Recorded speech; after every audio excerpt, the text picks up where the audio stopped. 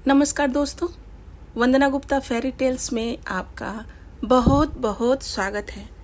आइए आज सुनते हैं बांग्ला के सबसे लोकप्रिय उपन्यासकार शरत चंद्र चट्टोपाध्याय की कहानी अभागी का स्वर्ग। 7 दिनों तक ज्वरग्रस्त रहने के बाद ठाकुरदास मुखर्जी की वृद्धा पत्नी की मृत्यु हो गई। मुखोपाध्याय महाशय अपने धान के व्यापार से काफी समृद्ध थे।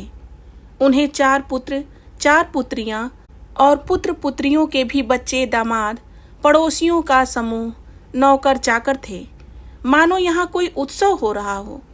धूमधाम से निकलने वाली शव यात्रा को देखने के लिए गांव वालों की काफी भीड़ इकट्ठा हो गई।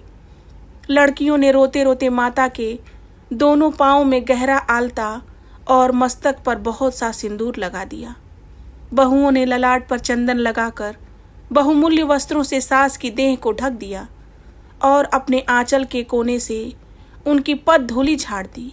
पत्र पुष्प, गंधमाला और कलरव से मन को ये लगा ही नहीं कि यहाँ कोई शोक की घटना हुई है। ऐसा लगा जैसे बड़े घर की गृहिणी 50 वर्षों बाद पुनः एक बार नई तरह से अपने पति के घर जा रही हो।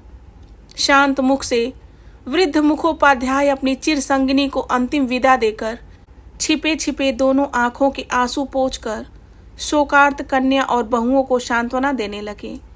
प्रबल हरि ध्वनि राम नाम सत्य है से प्रातःकालीन आकाश को गूंजित कर सारा गांव साथ साथ चल दिया। एक दूसरा प्राणी भी थोड़ी दूर से इस दल का साथी बन गया। वो थी कंगाली की माँ। वो अपनी झोपड़ी के आंगन में पैदा हुए बैगन तोड़कर इस रास्ते से हाट जा रही थी। इस दृश्य को देखकर उसके पग हाट की ओर नहीं बढ़े। उसका हाट जाना रुक गया और उसके आंचल में बैंगन बंधे रह गए। आंखों से आंसू बहाती हुई वो सबसे पीछे शमशान में आ उपस्थित हुई। शमशान गांव के एकांत कोने में गरुड़ नदी के तट पर था। वहां पहले से ही लकड़ियों का ढेर, चंदन के टुकड़े, घी, धूप, धूनी आदि उपकरण एकत्र कर दिए गए थे। कंगाली की माँ को निकट जाने का साहस नहीं हुआ, अतः वह एक ऊंचे टीले पर खड़ी होकर शुरू से अंत तक सारी अंत्येष्टि क्रिया को उत्सुक नेत्रों से देखने लगी। चौड़ी और बड़ी चिता पर जब शव रखा गया, उस समय शव के दोनों रंगे हुए पांव देखकर उसके दोनों नेत्र शीतल हो गए। उसकी इच्छा होने लगी कि दौड़कर मृतक के पांव से एक बूंद आलता लेकर वो अपने मस्तक पर लगा ले। अनेक कंठों की हरि ध्वनि के साथ पुत्र के हाथों में जब मंत्रपूत अग्नि जलाई गई, उस समय उसके नेत्रों से झरझर पानी बरसने लगा। वो मन ही मन बारंबार कहने लगी, सौभाग्यवती माँ, तुम स्वर्ग जा रही हो, मुझे भी आशीर्वाद देती जाओ कि मैं भी इसी तरह कंगाली के हाथों अग्नि प्राप्त करूं। लड़के के हाथ की अग्नि, ये कोई साधारण बात नहीं। पति, पुत्र, कन्या, नाती, नातिन, दास, दासी, परिजन, संपूर्ण गृहस्थी को उज्जवल करते हुए ये स्वर्गारोहण देखकर उसकी छाती फूलने लगी। जैसे इस सौभाग्य की ये फिर गणना ही नहीं कर सकी। सद्य प्रज्वलित चिता का अजस्त्र धुआं नीले रंग की छाया फेंकता हुआ घूम घूम कर आकाश में उठ रहा था। कंगाली की माँ को उसके बीच एक छोटे से रथ की आकृति जैसे स्पष्ट दिखाई दे गई। उस रथ के चारों ओर कितने ही चित्र अंकित थे। उसके शिखर पर बहुत से लता पत्र जड़े हुए थे। भीतर जैसे कोई बैठा हुआ था। उसका मुंह पहचान में नहीं आता, परंतु उसकी मांग में सिंदूर की रेखा थी और दोनों पद तल आलता से रंगे हुए थे।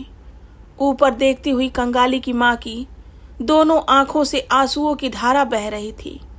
इसी बीच एक 15-16 वर्ष की उम्र के बालक ने उसके आंचल को खींचते हुए कहा, तू यहाँ आकर खड़ी है, माँ भात नहीं रांधेगी? चौंकते हुए पीछे मुड़कर माँ ने कहा, राधूंगी रे।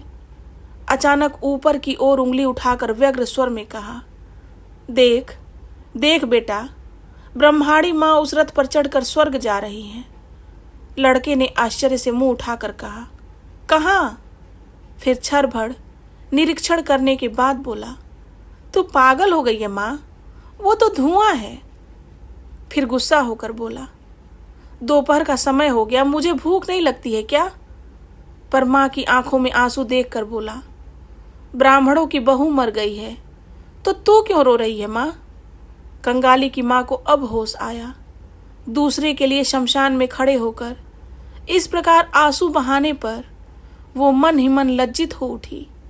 यही नहीं, बालक के अकल्याण की आशंका से तुरंत ही आंखें पोंछ कर तनिक सावधान संयत होकर बोली, रोऊंगी किसके लिए रे? आंखों में धुआं लग गया। यही तो। हाँ, धुआं तो लग ही गया था, तू रो रही थी। माँ ने और प्रतिवाद नहीं किया। लड़के का हाथ पकड़कर घाट पर पहुंची, स्वयं भी स्नान किया और कंगाली को भी स्नान कराकर घर लौट आई। शमशान पर होने वाले संस्कार के अंतिम भाग को देखना उसके भाग्य में नहीं बदा था। और ये कहानी यहीं समाप्त होती है। आपको कैसी लगी कमेंट बॉक्स में ज़रूर बताएं। कहानी पूरी सुनने के लिए आपका बहुत बहुत धन्यवाद।